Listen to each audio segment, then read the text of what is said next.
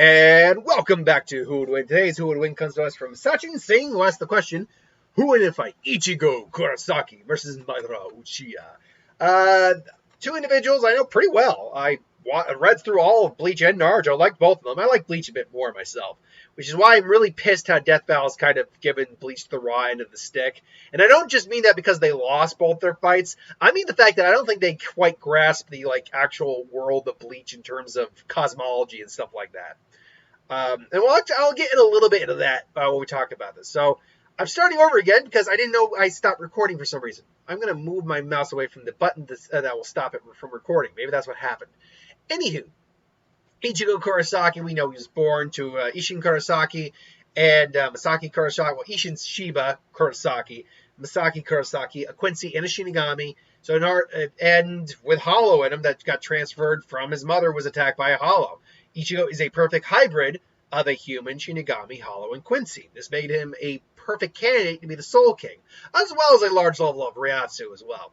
Ichigo is predominantly a melee fighter, though he does have a ranged technique in the Getsuga Tensho, and Getsuga Jujitsu, as we see when he combines his two blades. Fun fact, apparently Kubo confirmed that the small blade is actually the scabbard. It's the sheath of the blade, and it takes that form when it goes into Bankai. Ichigo, though, can actually decide whether or not he wants to have a single blade or two blades at any point in time. So that's interesting. Ichigo is a master in swords combat and a very skilled hand-to-hand fighter as well. He knows Shumpo and is extremely fast even before going into Bankai. Tensa Zangetsu, his Bankai, in the original basically amped all of his physical abilities because it was compressing his power down and making an extremely powerful blade in the process. We can assume that his true Bankai is something akin to that, but on a greater level. I'm not saying it does it 5 to 10 times. This one does it 10 to 20 times. No, because we know Bankai amps are between 5 and 10. My guess is it does, because I think we speculated on this a little bit. I did a video. My guess is it has an ability beyond just compressing, again, because when you actually look at what the Bankai looks like, it doesn't really compress Ichigo's Zanpakuto into one blade again. Yeah, it's one blade, but it still grew a little bigger than what Ichigo was actually working with. My guess is it has an extra layer of power to it that the original Zangetsu didn't. But we never know what that is because Yuak just went dink. Ichigo still is extremely skilled, has also the ability to go to a hybrid Hollow Shinigami form, which allows him to not just use Getsuga and Gran Ray, but all Gran Ray Zero, but also combine two in the Gran Ray Getsuga Tensho, and attack strong enough to heavily injure Soul King infused Yuak. So we're clear, the Soul King himself is the being that actually holds the fabric of the Bleach universe together.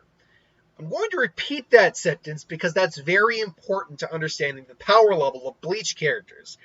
The being known as the Soul King is the linchpin that holds the collective multiverse universe, or I guess not multiverse, but multidimensional universe of the Bleach world together. Not planets. The fabric basically of the Bleach reality together. And without him there, those realities start to crumble, and Yuak was going to basically return things to how it was previously. There was a whole world before the world we know of Bleach that existed. It was basically all the worlds that existed together. Real world, Hollows, and Shinigami working together. And the cycle of life just continued to happen in a very hungry, consuming manner. I say this because, and I don't want to throw too much shade at Death Battle. I don't use Death Battle stats that often, unless I think it's actually valid. Because the two times they've done Bleach with Aizen versus Madara and Ichigo versus Naruto, I didn't agree with both outcomes. I enjoyed Ichigo versus Naruto fairly well, and I wasn't that pissed off that Ichigo lost, but I was still upset. But I'm like, wait, what? This doesn't make any sense. And then came Madara versus Aizen. That one, despite having a couple moments I liked, that one legitimately made me angry. Because they didn't know how, first off, the portrayal of the character, Aizen, was just terrible. That is not how Aizen basically acts most of the time. But second, they like compared his power level to holding to the Soul King, which Ichigo can also on some level be compared. I think it's more because of his hybrid physiology than his actual level of power. But we know Ichigo has had nuts levels of power. So it's still something you can bring into the equation to a degree. But they compared Aizen, who was directly compared to the Soul King, as only having 3 planets worth of power. It's like, since when are any of these things, except for any of these worlds, planets? Because you see literally stars and the solar and the suns and moons and all of these places, which means that these worlds are not. They're different dimensions. When is a dimension just a planet? That's not. They're different realities. They're planes of existence, which means you're talking about, at minimum, because you see that there's solar systems and stuff out there.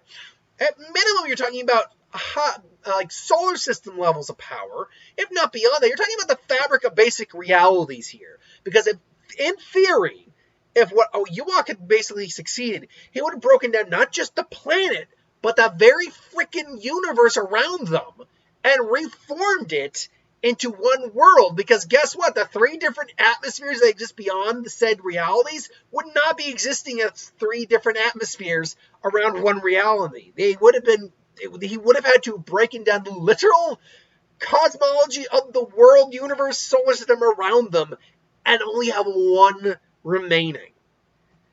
So that's why I'm like, what the hell are you guys talking about? Planetary levels of power. Anyway. So yeah, Ichigo is at that level. In fact, he's not Aizen level. I would even argue he wasn't Yamamoto level. I don't even think he's actually Kenpachi level still. Even though it's kind of implied Ichigo is stronger than Kenpachi. I think by the end of the series, Kenpachi overtook him again. And that's fun. I mean, you can argue that till the cows come home. It's fine. Yeah. So Ichigo is an extremely powerful combatant and, the main character. Madara was not the main character. In fact, he wasn't even the main villain. He was the secret surprise boss villain that was that was kind of the mastermind behind a whole bunch of events, but he wasn't the main villain. But he was born into the Uchiha clan, and it was the founder of the clan inside the village. Within the village's walls. He was best friends with Hashirama Senju, but ultimately they disagreed on ideology, clashed. He lost, but he snuck away, stole some DNA from Hashirama, awakened the Rinnegan, died, and then started to enact his grand plan. He was born on the battlefield, or raised on the battlefield. He was a master combatant tactician, weapons user, hand-to-hand fighter. He has access pretty much to all the chakra natures as it is, because he also has the Rinnegan. Which gives him the 6 paths, as well as actually all chakra. Mastery of fire, being an Uchiha, that's right on the docket. He also has wood release, the courtesy of Hashirama. We know he has access to the other 2, because that's earth, water, and fire right down the list. The last would be wind and lightning, but we know he has access to it. We just never really see him use anything from it. He's capable of summoning the Susanoo with his Eternal Mangekyo Sharingan, a giant chakra construct, which we've seen he can bring down giant meteors. Great. He is and then turn into a giant samurai Oni Kabuki thing, and go to town on individuals, like just literally to carve the landscape up. In his 6 Sage form, he had Master Generation, access to all the chakra natures combined into the truth-seeking orbs, which don't destroy spirits, they negate ninjutsu. It just so happens they were going up against the Edo Tensei. That's why that worked. Death Battle. Seriously, what the hell? I love Death Battle, but seriously, sometimes like they don't they don't get it right. They don't get it right sometimes. They don't. But yeah, so Master Generation, capable of, has Limbo clones, which are basically like his 6 paths, but they exist kind of on an alternate plane of existence. Not even really that. They exist in the real world, just normalized, can't see them, but Ichigo being a spirit being, I think that's an exception that can be made. He also has that light thing, which is attack, which basically is an attack that moves at the speed of light, but Bleach characters move well beyond that, so not really a point of contention there. Madara is just extremely powerful, no doubt about it. And he can put individuals into genjutsus with a Sharingan. these two meet in a fight. Right out the gate, I think one of the issues for Ichigo would be that Sharingan. Not even the Rinnegan, the Sharingan. And this would be due to the fact that he, unlike a lot of characters, Ichigo does not have any clear-cut way of countering a Genjutsu. You might be able to make the argument that his Zanpakuto or Hollow might be able to do something. And, honestly, it's not impossible. Zangetsu interrupted with his fight with Kenpachi and helped him out. So I guess in theory he could snap himself out of the Genjutsu. Provided, because the Zanpakuto is just a different version of you, but Madara can't put the Zanpakuto into a Genjutsu as far as we know. So, I don't know. Do you think that would work? I think that would work. I think he could knock himself out of there. Out of that, which would then go into the melee portion of the fight, where Ichigo, is just trying to take him on, throwing Getsuga Tenchos at him. This would prove, I think, to be this would definitely prove to be, putting Madara on the back end, but Madara is a trained warrior on the battlefield since he was a kid. Not to mention, he clearly has access to substitution. He can also probably do the Shadow Clone, and he's got the Susanoo. He might try to bring down giant meteors, but Getsuga Tenchos could easily blow those up, especially with the level of power we get to in the lighter power of the series of Bleach. That said, though, Ichigo definitely would be able to push him pretty hard for a little bit, up until he's going into, perfect Susanoo, and then if we go into six paths. Once you go into six paths, I think Ichigo is on the back foot for a while. Speed-wise, Ichigo, I think, is still probably the faster of the two, but power-wise and regeneration, Madara is now starting to really put him on edge. Because even though the chakra orbs don't actually explicitly destroy spirit beings, again, that was the Edo Tensei, doesn't mean that they aren't going to hurt quite a bit. And then Ichigo's also got to contend with the Limbo Clones. Now, the Limbo Clones, I think Ichigo can't see because he is also a spirit being. At least, throughout the majority of the series when he's in his Shinigami form. Ultimately, Naruto basically just decides to go into his hybrid form, which, again, amps him up incredibly. He Grand Resears a bunch of the Limbo Clones out of the way, and now they're going toe-to-toe again.